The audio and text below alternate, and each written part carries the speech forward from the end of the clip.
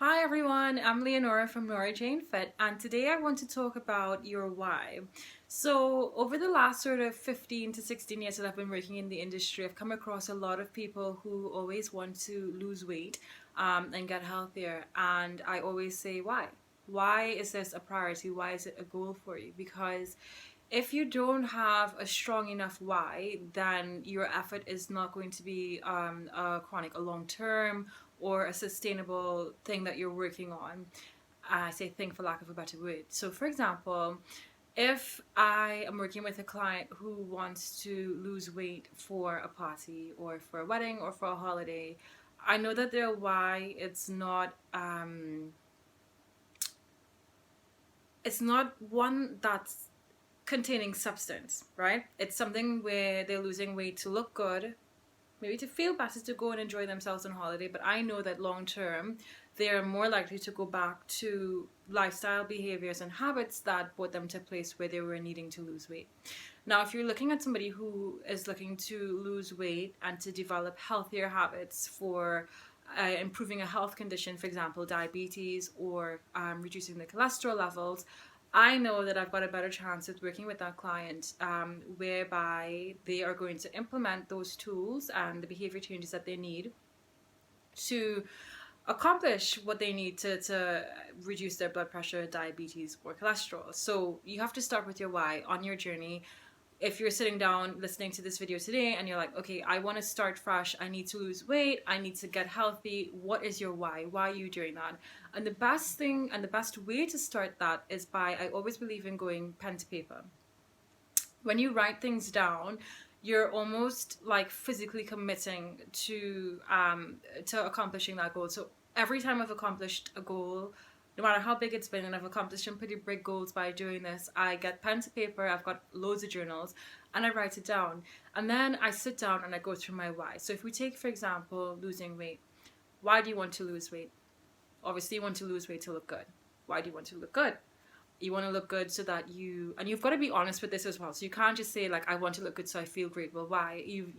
We find that the digger you deep with your whys and the more honest you are, you realize that you are sort of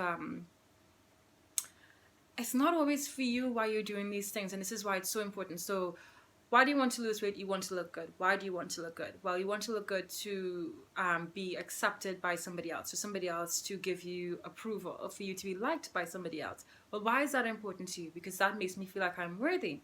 Why is it important that you feel worthy when you get somebody else's approval? You keep digging. I feel worthy because I feel like I'm good enough. Why do you feel like you're good enough?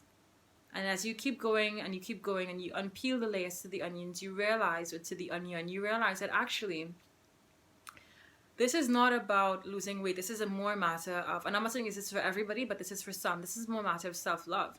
Because your primary reason to wanting to lose weight, let's talk from a purely physical health perspective, is maintaining a healthy weight so that you are avoiding acute and chronic health conditions and that you're increasing your lifespan. That is it.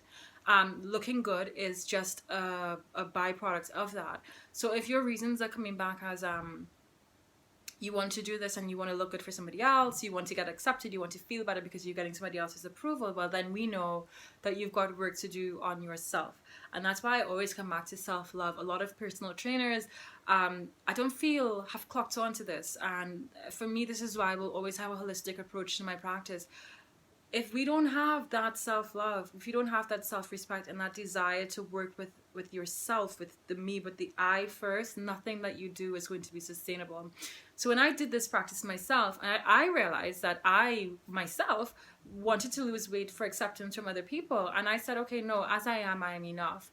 And when I really had that droned and drilled into my subconscious, I then knew that and it's something that you still have to work on, because we're in a society where looks are, that is how you're judged, unfortunately. So there's a lot of pressure around looks. And then when you're in the fitness industry, it's added pressure on top of that. But then at the end of the day, I had to say to myself, look, I know that I'm X amount of kilograms or pounds overweight. I need to do this for a health perspective. I love and accept myself as I am. And then if I lose any weight, or when I lose any extra weight and I look good because of that, that's a byproduct, a positive byproduct where it's amazing for me. So what I want to encourage you guys to do is to take any, let's start with fitness, for example. Take any of your goals with losing weight and dig down to your why until you get to the essence of why you are really wanting to lose weight. And when you get to that point, it's like you will feel sort of like a weight being released. It's a weird feeling because you've got to be completely honest. Like, you can't do your why and then put something that you know it's not honest to yourself, because there's no point in doing the exercise. And that's what I do with a lot of my clients. I get down to the why. And when I get down to the why, then you can start working. Then you can put a proper plan of action into place. And it can be coupled with doing your fitness and doing your physical activity to lose the weight, to look good. But then also coupling that with working on self-esteem and self-love, self-worth and self-value. And when you couple those two together, it is so powerful, because the more that you grow in loving yourself and appreciating yourself at every stage of that journey, is the more that you commit yourself to seeing that journey through. So you love and you respect somebody, you are consistent with them because you want them to feel proud of you. And it's the same thing for yourself. If you stick to a goal, you commit to that goal, and you love yourself and you respect yourself irrespective of where you are at that point, you will develop that consistency to see yourself through to the point that you want to get to. So that's the video for today, is what is your why? Make sure you've got a strong enough why before you start any program, any fitness program, any activity. Because if your why is not strong enough, there's not going to be an end. Like, you're not going to stick it through. And I shouldn't say you're not, but like, the chances of you sticking it through are greatly minimized compared to somebody who has a strong why. So make sure your why is strong.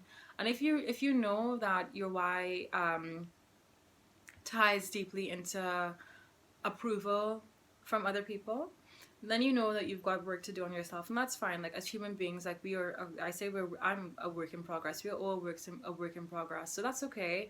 Then you just take your time and start dipping and delving into self-development. It's a beautiful thing. And you'll find that you grow and you evolve.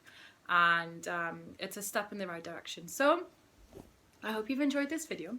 If you have, please like and subscribe to my channel. I'm on Instagram at NoraJaneFit1, and I'm also on Facebook on NoraJaneFit. And you can feel free to send me any questions or comments that you have related to this video, and I'll be happy to get back to you. Have a lovely day. Thank you.